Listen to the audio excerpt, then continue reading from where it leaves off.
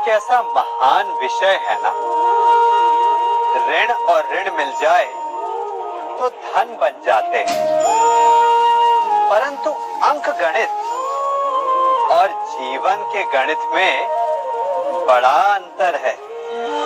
बुरे से बुरा मिल जाए तो कभी अच्छा सिद्ध नहीं हो सकता।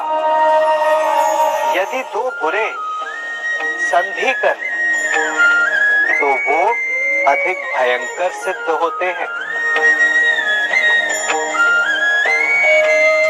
ऐसे में उनकी मित्रता का, उनकी संधि का विच्छेद आवश्यक है, चाहे वो किसी भी भांति हो।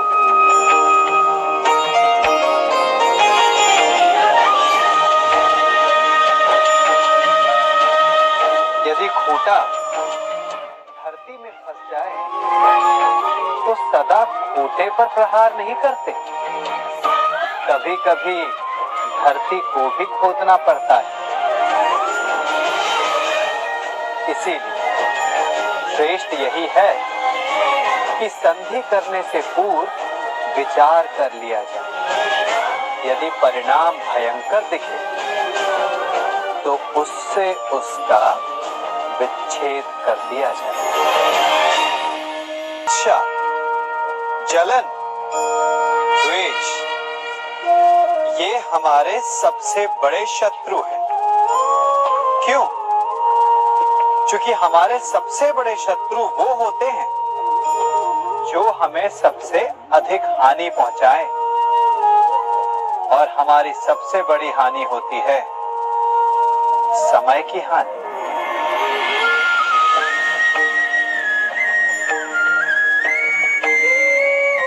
सबके पास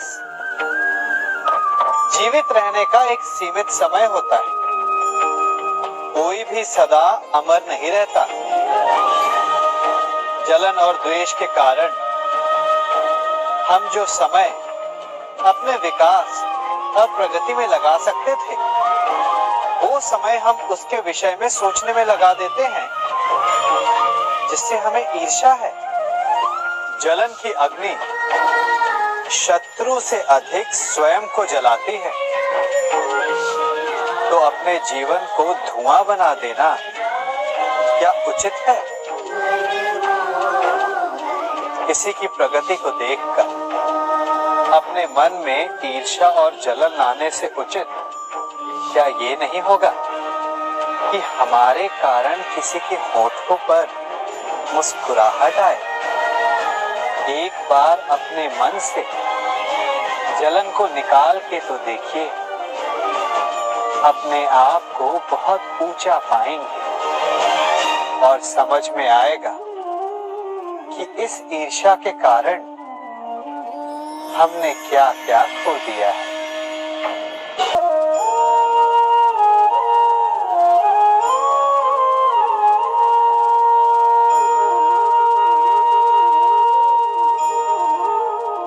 विश्वास ये केवल शब्द नहीं, ये वो नींव है जिस पर मनुष्य का जीवन टिका हुआ है। किंतु आज या तो हम किसी पर अविश्वास करते हैं या फिर किसी पर अंधविश्वास। दोनों ही परिस्थितियां घातक होती हैं, क्योंकि जहां अविश्वास हमारे मन में भय और असुरक्षा को जन्म देता है, वहीं अंधविश्वास आक्रोश को। तो प्रश्न ये उठता है कि विश्वास की परिभाषा क्या है? विश्वास की परिभाषा जाननी है तो अपने मन से पूछिए। पहले स्वयं पर विश्वास कीजिए कि आप इस संसार के सबसे महत्वपूर्ण व्यक्ति हैं, और ये विश्वास आपको अपनी शक्ति का ज्ञान करवाएगा,